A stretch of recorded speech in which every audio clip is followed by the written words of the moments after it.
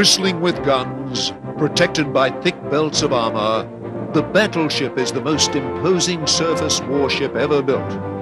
This video ordnance program looks at the U.S. Navy's Iowa-class battleships, the last of a fearsome breed.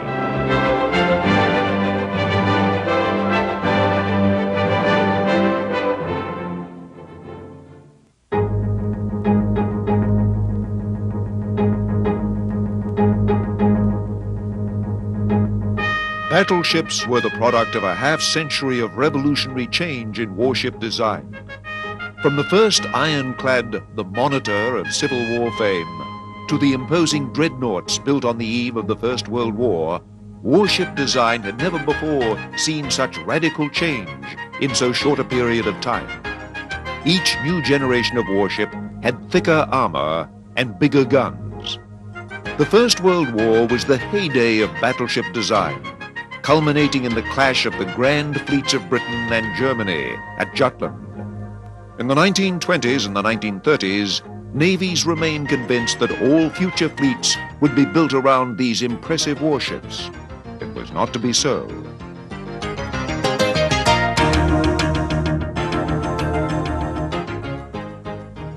During World War II, the battleship quickly became overshadowed by yet another radical innovation in warship design: the aircraft carrier.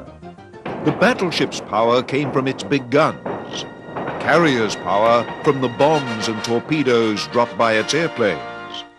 The battleship's guns had an effective range of about 25 miles, but the carrier could strike from hundreds of miles away, far outside the range of the battleship's guns. This was amply demonstrated at Pearl Harbor, the Coral Sea, the Battle for Midway, and many other engagements. The age of the battleship and the age of the big gun were over.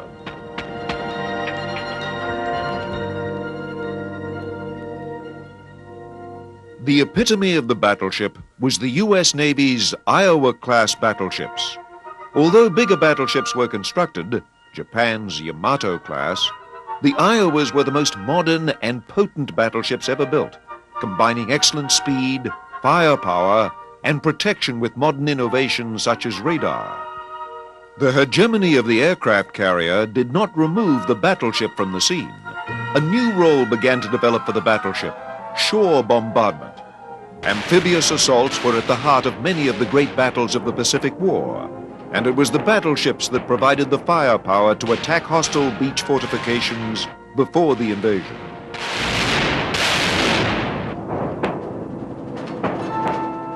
After the war, most battleships were scrapped. Others became floating museums, and a few of the most modern were mothballed. When the Korean War broke out in 1950, the Navy quickly brought its newest battleships, the Iowas, out of mothballs. They fought again with distinction. Dogged by their high cost of operation, the Navy could ill afford the battleships in peacetime. But when war broke out, the Navy always knew where to find them. This was the case again during the Vietnam War.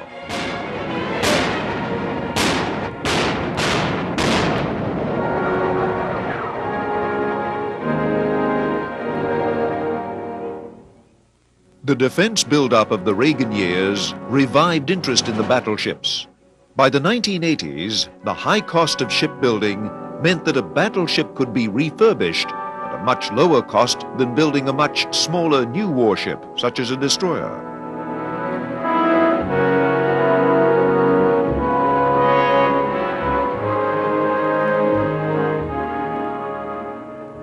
The modernization of a battleship is a relatively simple thing to do at a very modest cost.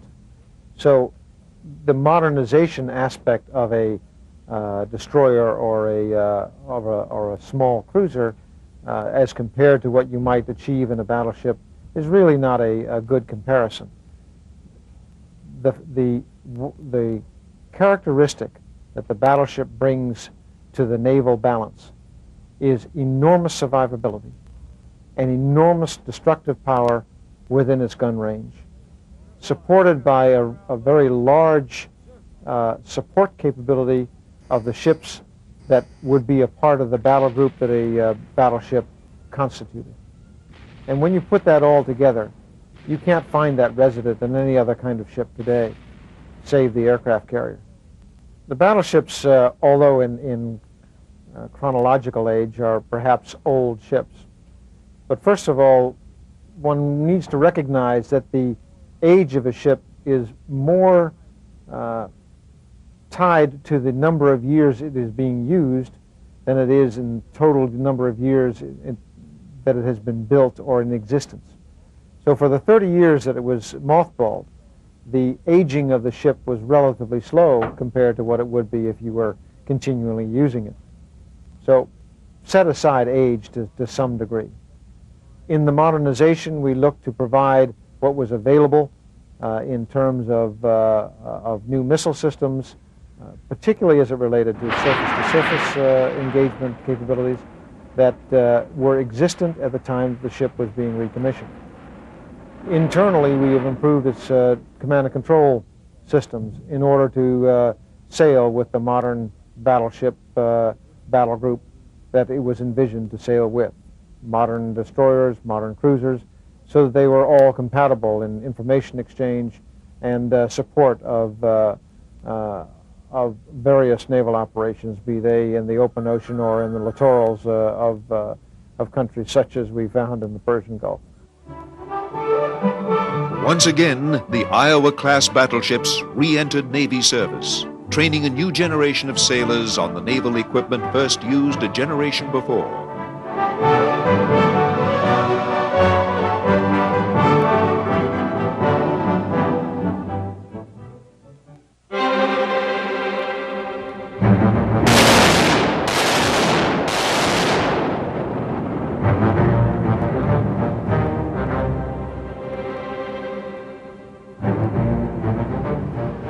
The role of the battleship in the late 1980s was to form the center of a naval battle group in place of an aircraft carrier. Its new peacetime role was to show the flag in hot spots around the globe, where its old-fashioned armor made it nearly impervious to the new threats posed by advanced naval mines and anti-ship missiles. Certainly when you go into a port, everybody looks at you and they know exactly what your business is. Nobody ever mistook a battleship for anything other than a battleship. Its guns, it bristles, it looks impressive. It's the perfect ship to show the flag wherever you go. The battleship's unique role in the U.S. Navy centers around two key features: its thick belts of armor and its massive firepower.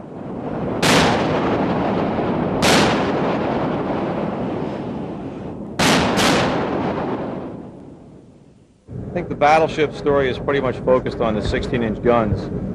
People have always been enamored by them. Their presence is awesome, and their firepower is equally impressive. And the armor plate, the survivability of this ship makes it a very unique platform for strike warfare. Tomahawk technology, which was amply demonstrated throughout the Persian Gulf crisis, proves that the decision to bring these ships back was vindicated. Other ships have Tomahawk and Harpoon missiles, but only one class of ships has the 16-inch guns. These are the largest and most powerful weapons of their type ever deployed on an American warship.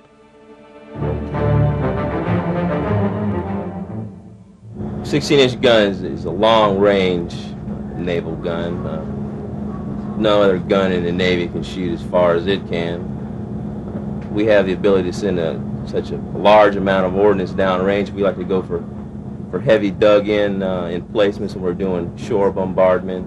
We're good against armor because of the high explosive capabilities. For the 5-inch gun, it's shorter range. It's a lot lighter projectile. You can't put as much ordnance on the target. Originally, these guns were designed to engage other battleships. So we have the capability of shooting a 2,700-pound armor-piercing projectile, which can be quite devastating. I don't think that there's any ship on the high seas now that could withstand a hit from a 16-inch armor-piercing.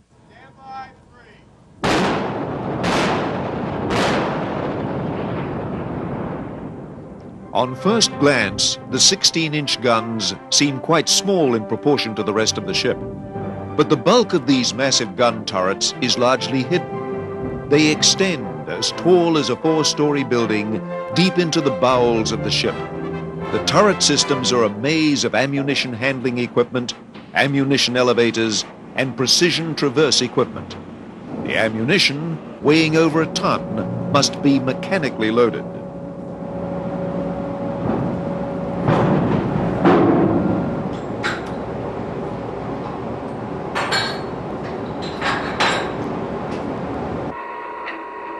The lower levels of the turret supply projectiles and propellant to the turret crew. Inside the massive turret, 3 separate crews load each gun in their own compartments. The extreme noise of the gun compartments means that a crew must use a set of carefully studied hand signals to coordinate their action. On their signal, the 1-ton projectile is loaded. Then it is followed by a succession of silk-lined propellant bags.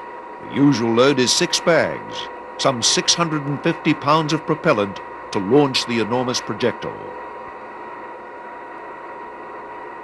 These bags of propellant are then carefully pushed into the gun's massive breech by a mechanical rammer. Only after the bag charges are securely loaded inside the gun chamber can the breech be closed. The extreme care exercised by the gun crew is due to the potential hazards of handling so much explosive propellant in so confined a space. The sailors carefully check at each stage of the operation to be sure that the bag charges are properly seated in the chamber.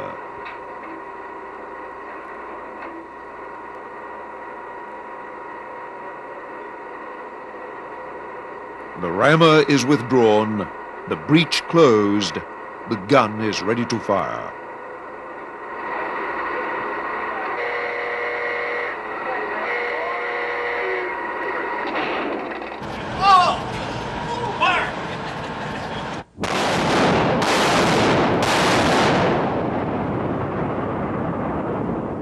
But the heavy firepower of the 16-inch guns is only part of the story. The incredible accuracy of the weapons is the other part. The problem is to deliver a 2,000-pound projectile to targets 25 miles from a moving ship that is rocking and rolling. A heavy ocean swell can lift the battleship enough to throw off its aim. One of the most remarkable accomplishments in the design of the Iowa-class battleships was its fire control system. Gyroscopes help determine every movement of the ship in relation to the target and feed the data to a mechanical fire control computer.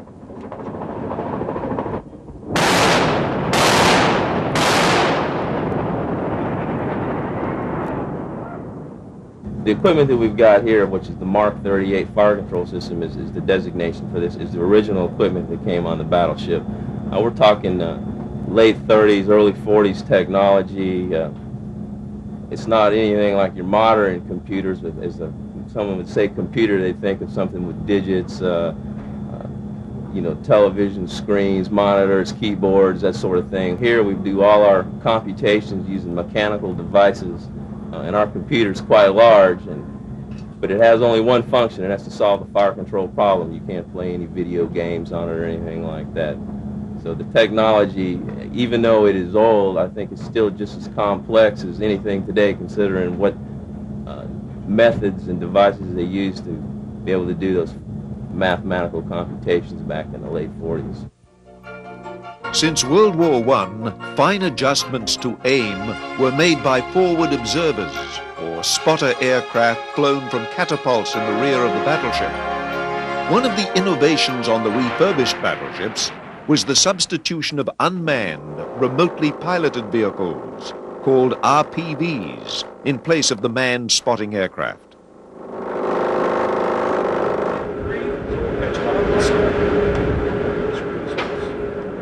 The RPV has a system that's been deceased since approximately 1986, and probably was used most effectively in the last two years. Wisconsin first had our RPV detachment come on board and work up in the June time frame, worked together as a team and deployed in August. We carried 5 air vehicles. The air vehicles have a wingspan of about 14 feet. They use a 2-cycle engine, rather loud. and carry about 40 liters of fuel. She can operate effectively out in excess of 70 miles. But the best part is she can provide real-time data back to the ship and remain essentially undetected. We operated with the RPV over hostile territory, and we're virtually undetected. And that provides a great capability for our 16-inch guns. The RPV can be used for reconnaissance, intelligence gathering, targeting, spotting. It provides a great extension of Wisconsin's capabilities. And the key is that real-time data link, day or night. The RPVs feed a television signal back to the warship, allowing the fire control crew to precisely see where their projectiles have fallen. Corrections can then be made to put the next rounds precisely on target.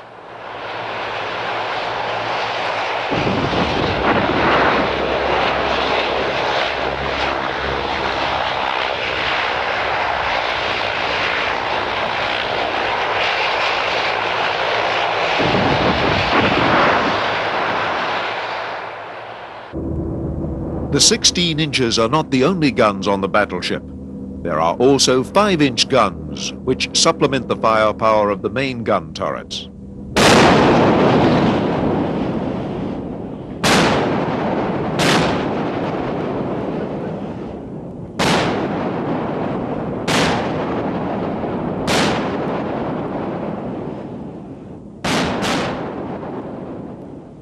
You're not going to want to employ 16-inch guns on a soft target. In other words, some targets aren't worthy of 16-inch guns because why waste the large amount of ordnance on it when you can go after it with a 5-inch?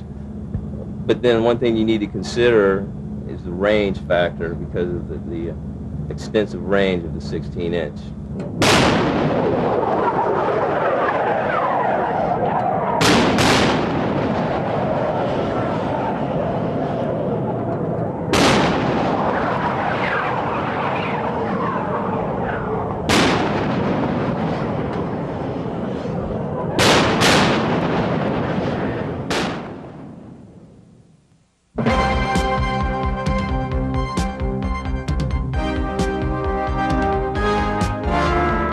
Rebuilding of the 4 Iowa-class battleships in the 1980s allowed the Navy to incorporate many new innovations in the ship. One of the most significant changes in its firepower was the addition of 2 new types of missile, the Tomahawk long-range cruise missile and the Harpoon medium-range anti-ship missile.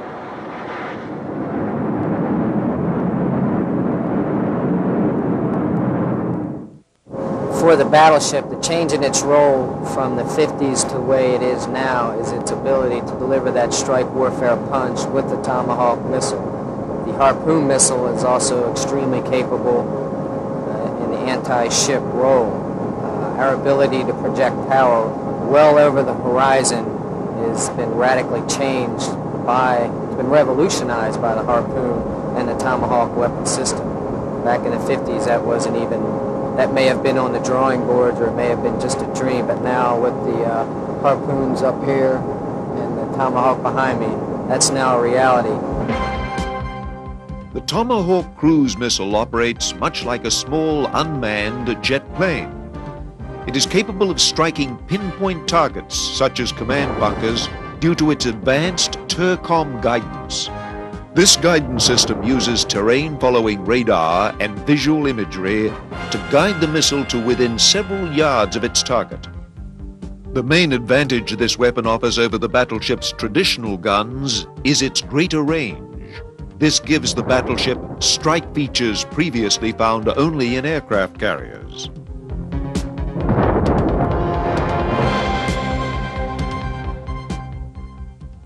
Tomahawk weapon system provides a battle group commander with a capability to strike targets far inland. In the past, that was aircraft were used to do that. Now you can use a missile. It's cheaper than an airplane and a pilot. It's unmanned, so you don't have the possibility of a downed pilot and a political situation where a hostage is involved. They're very accurate. They're impervious to incoming air defenses. As long as they don't hit you, they're not afraid. It's an unmanned robot. It's a flying bomb.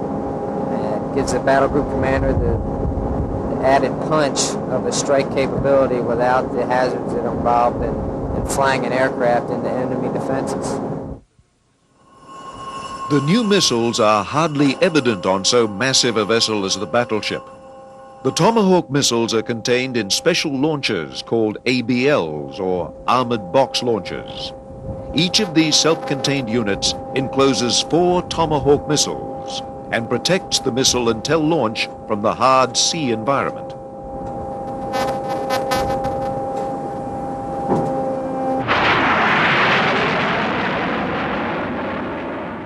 Another important change in the battleship's armament is its new air defense weapons. In World War II, the battleship was protected from aircraft by dozens of automatic cannon. These weapons required hundreds of crewmen, one of the reasons for the battleship's high operating costs. The threat to battleships today comes not so much from aircraft, but from anti-ship missiles. To protect against the missile threat, the battleships were fitted with a new weapon system called CIWS.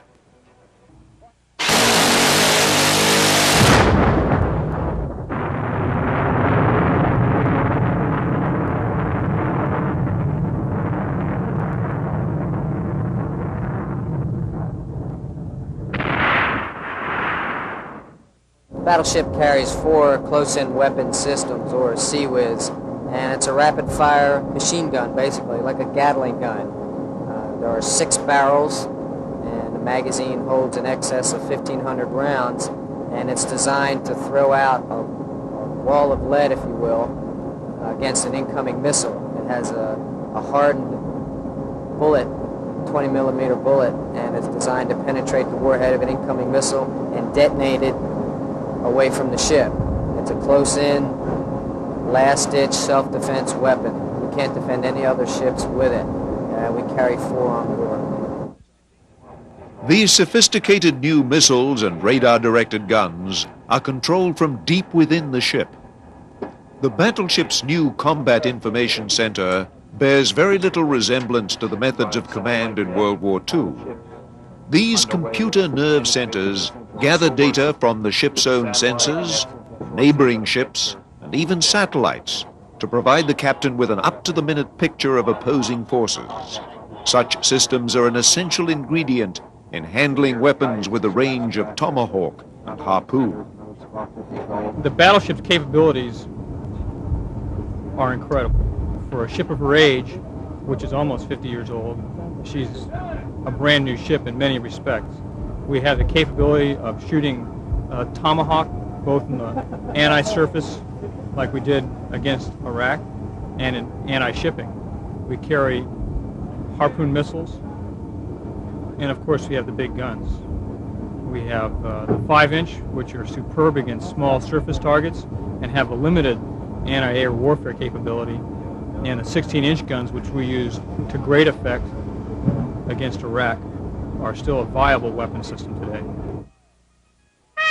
2, 1, fire.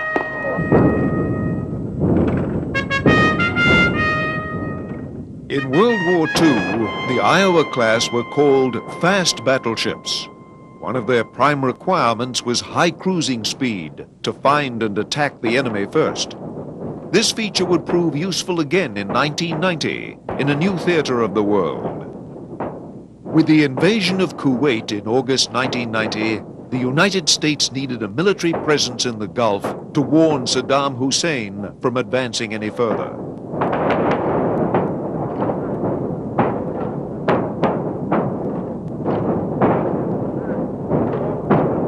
When it became necessary for the U.S. to make a very quick and rapid commitment to the Persian Gulf, to at least show that we meant business, the battleship Wisconsin was dispatched to the Gulf.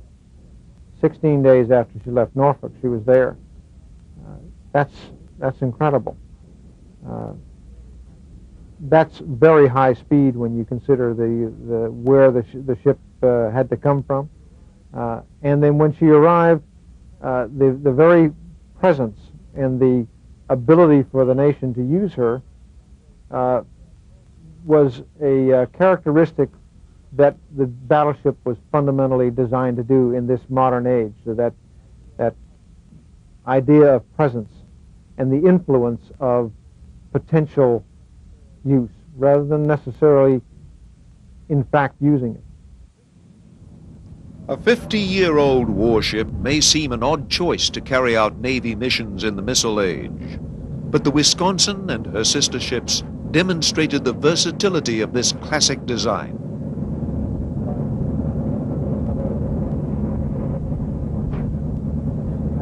We look at the Wisconsin as something that was built in '43 and steam-driven.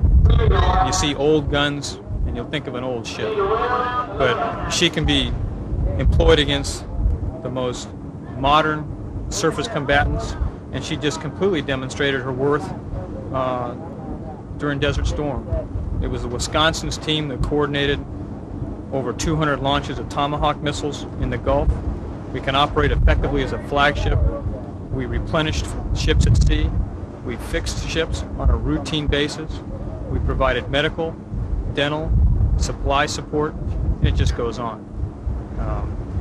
As far as the combat effectiveness, there's no other ship like her. When we came into the Gulf in August, we were the ship, we were the platform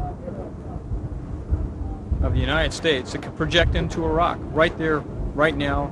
We didn't need to have a long logistics train coming from the States. We didn't have to wait for C5s full of parts and people. We were there. We were ready to go.